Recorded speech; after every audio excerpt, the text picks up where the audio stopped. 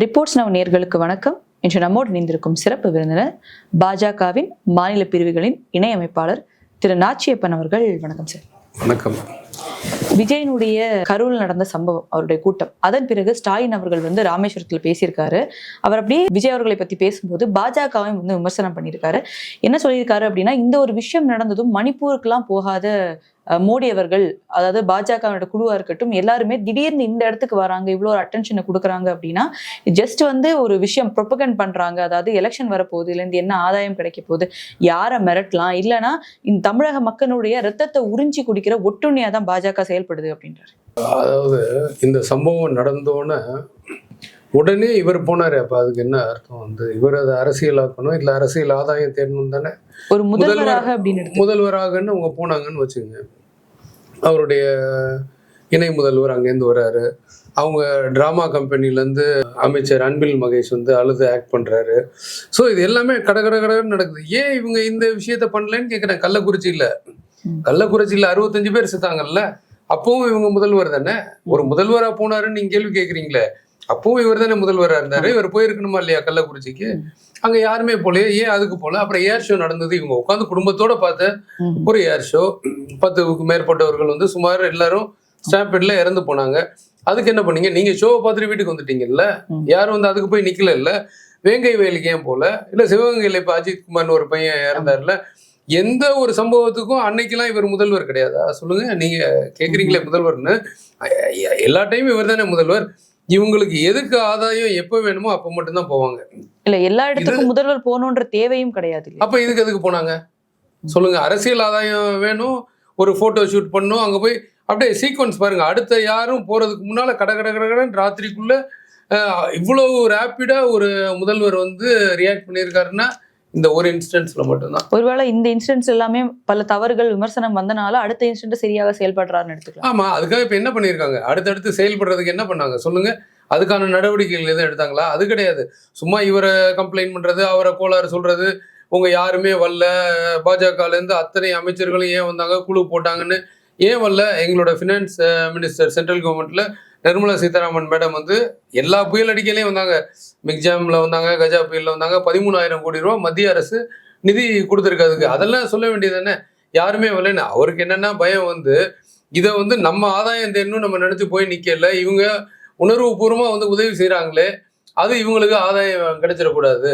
இவங்களுக்கு பிஜேபிக்கு இதுல எதுவும் ஆதாயம் கிடைச்சிருமோ அப்படின்னு அவர் நினைக்கிறாரு. நாங்க இது ஆதாயத்துக்காக செய்யல, உணர்வு பூர்வமா மக்களுக்காக கூட நிக்கணுங்கிற ஒரு விஷயத்துல நாங்க எல்லாரும் இதை பண்ணிட்டு இருக்கோம். ஆனா ஸ்டாலின் அவர்கள் உடனே ஒரு கமிஷன் அமைச்சிருந்தாரு, அருணா ஜெகதீஷன் அவர்கள் தலைமையில. கமிஷன் அவங்களோட அவுட்கம் கொடுக்குறாங்க. ஏங்க, இவங்க அமைக்கிற கமிஷன் இவங்க என்னங்க இது? இவர் போலீஸ் இவரோட கண்ட்ரோல்ல இருக்கு. இவர் தானே சிஎம்மோட கண்ட்ரோல்ல தானே இருக்கு. அப்போ ஒரு ரிட்டையர்ட் ஜட்ஜி இவங்க ஒரு நபர் கமிஷன் ஒன்று போடுறாங்க. நீங்க என்ன அவங்க புதுசா ஒரு தகவல் அப்படியே கண்டுபிடிப்பாங்கன்னு நினைக்கிறீங்களா? ஒன்றும் நடக்காது. சும்மா கண் துடைப்புக்கு மக்கள் மறக்கிறதுக்கு நாங்கள் குழு அமைச்சிட்டோம், அதை போட்டோம், ஸ்பெஷல் ஃபோர்ஸ் போட்டிருக்கோம், அதை போட்டு இதுல எந்த ஒரு ரிசல்ட்டும் நீங்க எதிர்பார்க்க முடியாது. இவங்க இது எல்லாத்தையும் மூடி மடக்கி, அதாவது நீங்க ஒருத்தரை மட்டும் தப்பு சொல்ல முடியாது. இந்த கூட்டம் நடத்தின விஜய் அவர்கள் மேல 1008 கம்ப்ளைண்ட்னு சொல்லி ஒரு பெருசா பட்டியல் வாசிக்கிறாங்க. அப்ப அரசாங்கம் இந்த இடத்துல எப்படி பர்மிஷன் கொடுத்துச்சுன்னு கேள்வி கேட்கிறாங்க. இவ்வளவு பேர் வந்திருக்கல, நீங்க கண்ட்ரோல் பண்ணுமா வேணாமா? டைமிங் கண்ட்ரோல் பண்ற மெஷர் யார் பண்ண வேண்டிய வேலை? அரசாங்கம் பண்ண வேண்டிய வேலை தானே. அவருக்கு பர்மிஷன் கொடுத்தா நீங்க தானே, கொடுக்காம இருந்திருக்கணும்ல. அப்ப நீங்க எந்த தப்புமே பண்ணல, பண்ணது எல்லாமே அவருன்னு எப்படி நீங்க சொல்ல முடியும்? சும்மா பிளேம் கேம்ங்க. அடுத்தவங்க மேல ஒரு பழியை போட்டுட்டு இதுல நம்ம எப்படி ஆதாயம் தேடலாம்? அதாவது என்னன்னா, அவருக்கு ஒண்ணுமே செய்ய தெரியாது. அந்த கட்சி மற்ற திமுகவை தவிர எல்லா கட்சிகளும் வேஸ்ட், யாருக்கும் எதுவும் பண்ண தெரியாது, எங்களுக்கு மட்டும்தான் எல்லாம் சிறப்பா பண்ண தெரியும், மற்ற யார் எது பண்ணாலும் அவங்க மேல தவறுங்கிற ஒரு நேரேட்டிவ் செட் பண்ணிட்டா அது எலெக்ஷனுக்கு யூஸ் ஆகும்னு அவங்க பாக்குறாங்க. அது நடக்காது. அதே மாதிரி இன்னும் ஒரு கருத்து என்ன வைக்கிறாரு அப்படின்னா, பாஜக அப்படின்றது ஒரு வாஷிங் மிஷின். யாரு தவறு செஞ்சாலும் அந்த வாஷிங் மிஷின் அடி போயிட்டு வந்தோம் அப்படின்னா புனிதராக மாறிடுவாங்க. நார்த்ல பாக்குறோம், பல கட்சியில இருந்து அவங்க கூட்டணி வைக்கிறது, அவங்க மேல ஏதாவது கேசஸ் இருக்குமான்னு அவங்க சரியாயிடுவாங்க. அதே அந்த லிஸ்ட்ல இப்ப எடப்பாடி அவர்களும் சேர்ந்திருக்காரு. சோ அவரும் அந்த வாஷிங் மிஷின்ல செய்து தன்னை புனிதராக மாத்தி கொண்டார் அப்படின்னு. சரி, பாஜக வாஷிங் மிஷின் அதுன்னு அவர் சொல்றாரு. அப்ப இவர் என்ன லாண்ட்ரி கடை வச்சிருக்காரா? நான் கேக்குறேன். திமுக லாண்ட்ரி கடை வச்சிருக்கா? ஏன் செந்தில் பாலாஜி முன்னாள் எங்க இருந்தாரு? அதிமுகல இருந்தாரு. நீங்க என்ன பேச்சு பேசுனீங்க? அவர் செய்யக்கூடாதுலாம் செய்யறாரு, அவர் அதை பண்றாரு, லஞ்சம், ஊழல், கட்ட பஞ்சாயத்து, நில அபகரிப்பு சொல்லாத கம்ப்ளைண்ட் கிடையாது செந்தில் பாலாஜி மேலேயும் அவர் தம்பி மேலேயும். இப்போ அவர் திமுகவுக்கு வந்தோன்னே அவர் செயல் வீரர் ஆயிட்டாரா? இவர் சொல்றாருல்ல செயல் வீரர், அவர் அதை பண்ணுவாரு இதை பண்ணுவாரு, முப்பெரும் விழால இதை ஒன்று நடத்துனாங்களே. இப்போ அதுல எல்லா பஞ்சாயத்தும் பண்ணீங்கல்ல, அவர் ஆகா ஊகன்னு சொன்னீங்கல்ல, அப்ப நீங்க என்ன நடத்துறீங்க நான் கேட்கிறேன். அவர் கம்ப்ளைண்ட் தானே, நாங்க வாஷிங் மிஷின் இவர் போனா புனித. அப்ப செந்தில் பாலாஜி அங்க இருக்கையில நீங்களே சொன்னீங்க அவர் தப்புன்னு. இப்போ உங்கள்கிட்ட வந்தோன்னா அவர் என்ன ஆனாரு சொல்லுங்க, நீங்க சொல்லுங்க. செயல் வீரர். இவங்க வாஷிங் மிஷின்ல செய்யக்கூடாத செய்பவர்கள் உள்ள வந்தா இந்த லாண்ட்ரி கடையில துவச்சு செயல் வீரரா மாத்திடுவாங்களா? இல்ல, அவர் செந்தில் பாலாஜியோட செயல் வீரர் அப்படின்னு சொல்லியிருக்காருன்னா அதற்கு ஏற்பதானே இந்த விஜய் அவர்களுடைய அந்த இஷ்யூ நடந்தப்போ டக்குன்னு அந்த இடத்துக்கு செந்தில் பாலாஜி போறாங்க. என்ன பண்ண கரூர்ல இருக்குமாறு ஏங்க அது விசாரணை எல்லாம் முடிஞ்சு வரட்டுங்க. இப்பதான் எல்லாரும் வந்திருக்காங்கல்ல. அவங்க என்ன சொல்றாங்க, அந்த கட்சியில விஜய் கட்சியில நாங்க 10 ரூபா பாலாஜின்னு பாடினோன்னு தான் லைட் ஆஃப் பண்ணானா, இவங்க லைட்டை முன்னாலே ஆஃப் பண்ணிட்டா அதுக்கப்புறம் தான் ஆஃப் பண்ணா.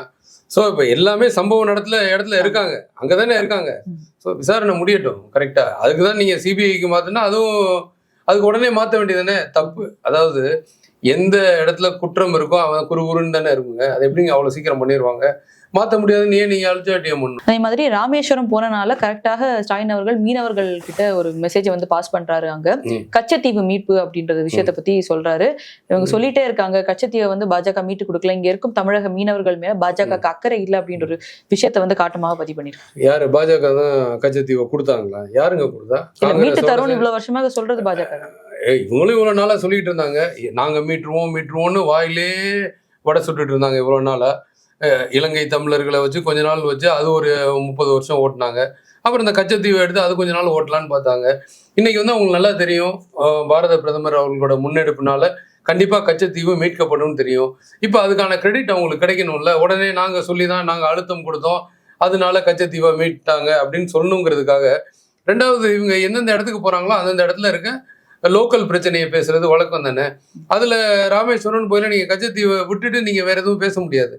அதுக்காக பேசினது தானே ஒளி. இவங்க இதுக்கான எந்த ஒரு புள்ள கூட பிடிங்க அந்த சைடு போடல. ஏன்னா இவங்க அப்பா தான் கச்சத்தீவை தாரை வார்த்தது. எல்முருகன் அவர்களும் சொல்றாரு பப்ளிக்காக இந்த சொன்ன அந்த ஸ்டேட்மெண்ட்டுக்காக முதலமைச்சர் மன்னிப்பு கேட்கணும் மக்கள் கிட்ட அப்படின்னு. கண்டிப்பா கேட்கணும். அதை தாரை வார்த்தது யாருங்க? அப்பொழுது முதல்வராக இருந்த இவங்க அப்பா கலைஞர் கருணாநிதி அவர்கள் தான் கொடுத்தாங்க. அன்னைக்கு உங்களுக்கு மீனவர்களோட நலன் தெரியலையா? அன்னைக்கு நீங்க உங்களோட கூட்டணி இன்னைக்கு இந்திய கூட்டணியில இருக்க காங்கிரஸ்க்கு தான் நீங்க கூட துணை போய் அதை கொடுத்தீங்க. அன்னைக்கு இல்லாத ஒரு அக்கறை மீனவர்கள் மேல இன்னைக்கு அடுத்தவன் ஆட்சி செய்யல உடனே நீ அதை மீட்டு கொடுன்னா நீங்க கொடுப்பீங்க. இன்னொருத்தர் போய் வாங்கிட்டு வர்றது இன்னொருத்தரோட வேலை. இப்ப அதுவும் நாங்க அப்படிலாம் பார்க்காம மீனவர்களோட நலனை மட்டுமே மனசுல வச்சு அதை மீட்கிறதுக்கான அத்தனை நடவடிக்கைகளும் எடுத்து வேலை நடந்துகிட்டு இருக்கு. இது எப்படி இருந்தாலும் இவங்க மீட்டுருவாங்க அப்படிங்கிற ஒரு இதோட கிரெடிட் இவங்களுக்கு அரசியல் ஆதாயமா போயிடக்கூடாதுங்கிறதுக்காக நாங்கள் கொடுத்த அழுத்தம் தான் சொல்றதுக்காக போற ஊர்ல எல்லாம் இதை பத்தி பேசுவாங்க. அதுவும் இங்க மீனவர் கிராமம் கிராஸ் பண்ணையில இதை பேசுவாரு.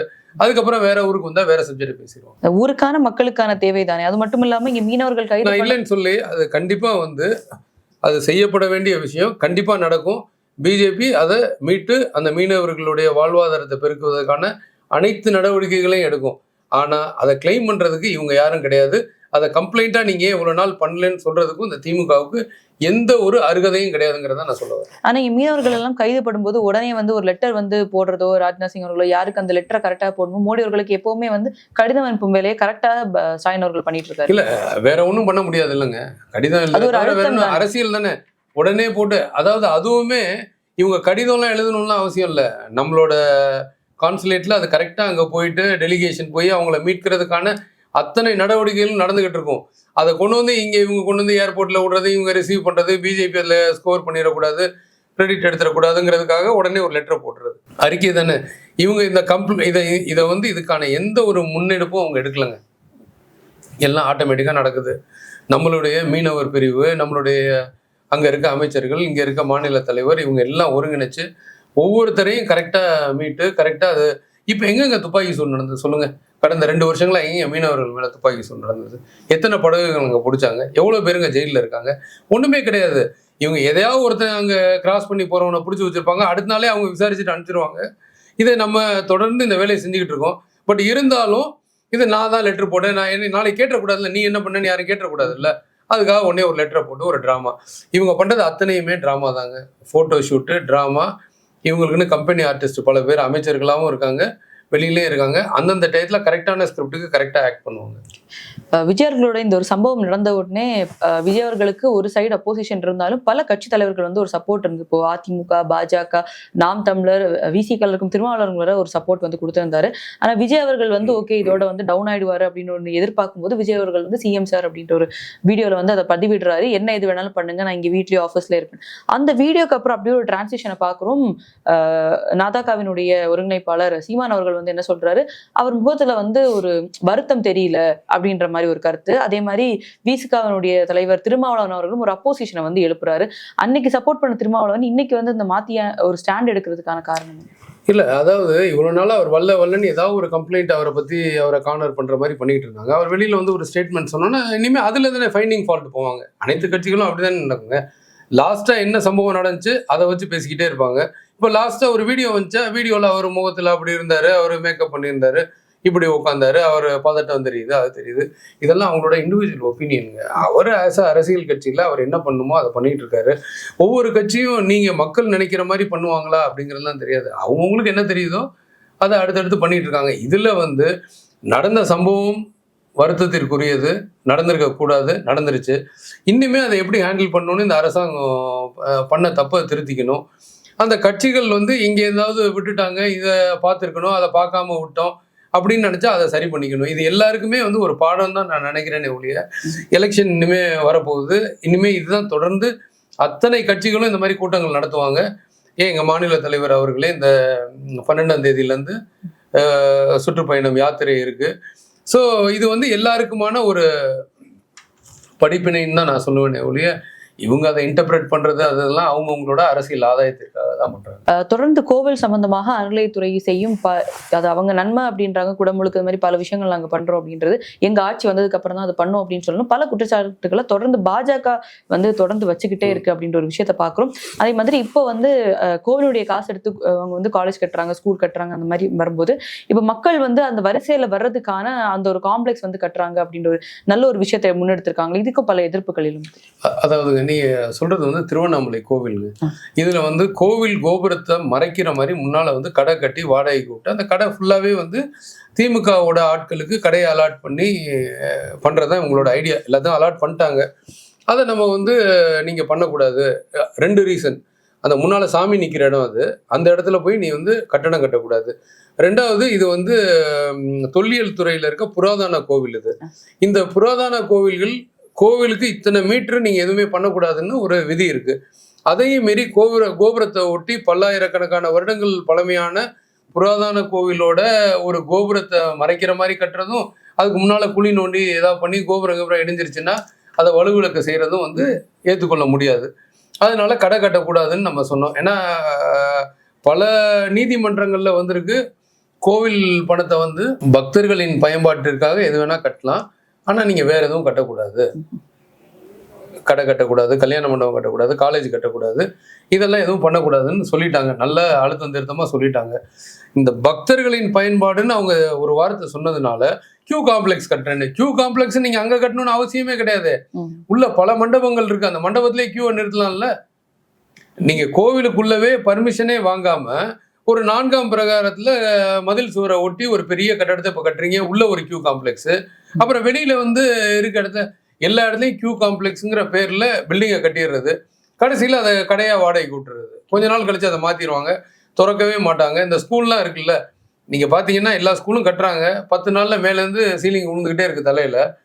அதுக்காக என்ன பண்ணுவாங்க, கட்டுற கட்டடத்தை இவங்களுக்கே தெரியும் தரக்குறைவாக தான் நம்ம கட்டியிருக்கோம்னு, அதனால திறக்கிறதே கிடையாது. 4 வருஷம் பூட்டியே இருக்கும். ஏன்னா திறந்துட்டாதான் எவன் தலையில விழுந்துச்சுன்னு தெரியும் உங்களுக்கு. அதனால யாரையுமே உள்ள விடாம அந்த கட்டடத்தை பூட்டி வைக்கிறது. அந்த கட்டடத்தை நீங்க பூட்டி போட்டீங்கன்னா அப்புறம் செயல்படாம இருந்து கொஞ்ச நாள் அதை உடைப்பான் இதை உடைப்பான், அது டோட்டலா அந்த கட்டடமே க்ளோஸ் ஆயிரும். இப்ப நீங்க சொல்ற மாதிரி அந்த வந்தவாசியில வந்து கும்பாபிஷேகம் பண்ண ஒரு கோவில் 8 மாசத்துக்கு அப்புறம் கும்பாபிஷேகம் பண்ண அந்த கலசம் வந்து இதா இருக்கு. நீங்க வந்தவாசி கோயில சொல்றீங்கல்ல, அதே மாதிரி திருச்செந்தூர் கோயில அவ்வளவு பணம் வெளியில இருந்து வாங்கி ஸ்பான்சர்ஷிப் வாங்கி பண்ண ஒரு கும்பாபிஷேகம் திருச்செந்தூர் முருகன் கோவில்ல மயிலோட கழுத்து உடஞ்சிருக்கு உள்ள இருக்குது. நீங்க அதையே என்ன சரி பண்ணலையே இவங்க. அதனால வந்து பேருக்கு வந்து நான் திருப்பி சொல்றேன், இது ஒரு டிராமா கம்பெனி, சினிமா ஷூட்டிங் தான் அவங்க பண்றாங்கன்னு.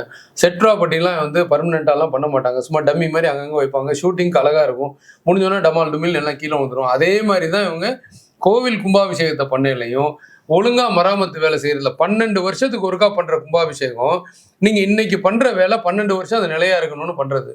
ஆனா இவங்க 10 நாள் கூட அது சரியா இருக்காது, எல்லாமே கீழே விழுகிற மாதிரி தான் பண்ணுவாங்க. பழனி கோயில்லையும் தான் ஒரு குரங்கு போய் ஏறி விழுந்துச்சுன்னு சொல்றான். குரங்கு போய் ஏறினது கோபுரம் உடையுமாங்க? என்ன மாதிரி போய் சொல்றான் பாருங்க. இதுதான் இவங்களோட நிலைப்பாடு. எந்த இடமும் ஒழுங்கா பண்றது கிடையாது. மொத்த பணத்தை எடுக்கிறதுக்கு என்ன வழியோ அதான். இப்போ கரூர் நடந்த சம்பவத்துக்கு வந்து சபாநாயகர் அப்பாவு அவர்கள் ஒரு கருத்து சொல்லியிருக்காரு. விஜய் அவர்கள் அவரோட கட்சியை தொடங்கினதே வந்து பாஜகவுடைய பேக்கப்ல தான், பாஜகவுடைய டீலிங் தான். ஸோ விஜய் அவர்கள் அமித்ஷா கிட்ட வந்து நான் படத்துல நடிச்சேன், அந்த மாதிரி அரசியலையும் போய் நடிக்கிறேன் அப்படின்ற ஒரு ஒப்பந்தத்தை அமித்ஷாவிடம் விஜய் போட்டு விட்டு தான் இந்த மாதிரி பண்றாரு அப்படின்றாரு. இது வந்து கூட யாரு இருந்தா? அப்பாவு இருந்தாராமா? அவருக்கு யாரு சொன்னாங்க இது? அதாவது இவங்க எப்படின்னா மக்களை குழப்புவதற்கு திமுகவில் இருக்க அனைவரும் ஏதாவது ஒரு கருத்தை பிடிச்சா ஒரு கருத்தை விதைப்பாங்க, பிடிக்கலன்னா ஒரு கருத்தை விதைப்பாங்க. அதில் இப்போ அப்பா ஒன்று சொல்கிறாரு, நீங்கள் இதை யார்ட்டையுமே போய் கேட்க முடியாது. அவங்க வந்து எப்படின்னா ஃபர்ஸ்ட் லைனில் ஒரு நேரேட்டிவை ஃபிக்ஸ் பண்ணுவாங்க, செகண்ட் சர்க்கிளில் அவங்க ஒரு நேரேட்டிவை ஃபிக்ஸ் பண்ணுவாங்க. அது மாதிரி இவர் வந்து நாங்களும் தான் சொல்கிறோம், விஜய் அவர்கள் திமுகவோட பி டீம்னு சொல்கிறோம். அவருக்கு வந்து ஃபண்டிங் வந்து இங்கேருந்து வந்ததுன்னு சொல்கிறாங்க, அங்கேருந்து வந்ததுன்னு சொல்கிறாங்க. இதெல்லாம் பார்க்கல. அப்போது யார் சொல்கிறது உண்மை சொல்லுங்கள்? அவங்க ஒரு கருத்து சொல்கிறாங்க, அவ்வளோதான். அப்பாவை வந்து இவர் வந்து பாஜகவோட பி டீமு, இவரை வந்து அவங்க சொல்லி தான் பண்றாங்கன்னு இவருக்கு எப்படி தெரியும்னு தான் எனக்கு தெரியல. அதே போல இந்த சம்பவம் நடந்து ஆதவர்ஜன் அவர்கள் ஒரு 3 நாட்கள் ஆனதும் ஒரு ட்விட்டர்ல வந்து ஒரு எக்ஸலத்துல ட்விட் போடுறாரு. அந்த ட்விட்ல வந்து ஜென்ஜி அப்படின்ற ஒரு விஷயத்த வந்து அவர் கோட் பண்றாரு. பண்ணி முடிச்சு மறுபடியும் அதை எடிட் பண்றாரு அந்த ஒரு பர்டிகுலர் விஷயத்த. அதன் பிறகு டெல் பண்ணிடுறாரு. ஸோ ஆதவர்ஜன் அவர்கள் வந்து அதன் பிறகு இன்னைக்கு அவர் பார்க்குறோம் டேராடூன்ல இருந்து வரும்போது ஏர்போர்ட்ல ஒரு பிரஸ் மீட் கொடுக்கும்போது இந்த விஷயத்தை பத்தி கேட்கும்போது justice will win, we will work for that அப்படின்ற ஒரு கருத்தை வந்து முன் வச்சுட்டு போறாரு. ஸோ ஜென்ஜி அப்படின்ற விஷயத்த வந்து ஒரு கான்ஃபிடண்டா போட்டிருந்தாரு அப்படின்னா அதன் பிறகு தவறுன்னு உணர்ந்ததை எடுத்திருக்காரு அப்படின்றது. ஏன்னா நேபாளில் நடந்த விஷயத்த பார்க்குறோம். ஸோ இந்த மாதிரி ஒரு விஷயத்துல இளைஞர்களை வந்து பூஸ்ட் பண்றது சரின்னு நினைக்கிறீங்க? இல்லை, இதை பற்றி 2-3 நாளாகவே எல்லாருமே கேட்குறாங்க. ஏன்னா வந்து அவர் என்ன நோக்கத்தில் அதை போட்டார், என்ன டெலீட் பண்ணார், ஏன்னா நான் அந்த தகவலை பார்க்கல. நீங்கள் வந்து நேபாளோடையோ மற்ற எந்த பக்கத்தில் இருக்க நாட்டோடையோ நீங்கள் இந்தியாவை ஒப்பிட முடியாது. இங்கே இருக்க கண்ட்ரோல் வேறு, இங்கே இருக்க சிஸ்டம் வேறு, இங்கே இருக்க செக்யூரிட்டி வேறு, நம்மளோட மக்களோட கல்ச்சரே வேறு. நம்ம அந்த அளவுக்குலாம் போக மாட்டோம். அதனால இவங்க எதுக்கு அதை போட்டாரு, எது அதை கோட் பண்ணாரு, இப்போ அந்த பதிவும் கிடையாது. நம்ம என்னென்னு பார்த்துட்டு அதை இன்டர்பிரேட் பண்ணலான்னா அந்த பதிவும் கிடையாது. சேஃபான பிளேஸ் இந்தியாவில். இங்கே இருக்க கல்ச்சரே வேற, மக்களோட கல்ச்சரே வேற. அந்த மாதிரிலாம் எக்ஸ்ட்ரீமுக்கெல்லாம் போக மாட்டாங்க. நம்ம ஆளுங்க வந்து எந்த ஒரு எக்ஸ்ட்ரீமுக்கும் கண்டிப்பாக போக மாட்டாங்க. நீங்கள் தூண்டினாலும் யாரும் வரமாட்டாங்க. அது மாதிரிலாம் நீங்கள் பண்ணீங்கன்னா டோட்டலாக அதுலேருந்து வெளியில் வந்துடுவாங்க. நமக்கு இங்கே வந்து எக்ஸ்ட்ரீமிசம் கிடையவே கிடையாது. சரி, எங்களோட இணைந்து பல்வேறு கருத்துக்களை பயந்தமைக்கு ரொம்ப நன்றி. Thank you so மச்ங்க.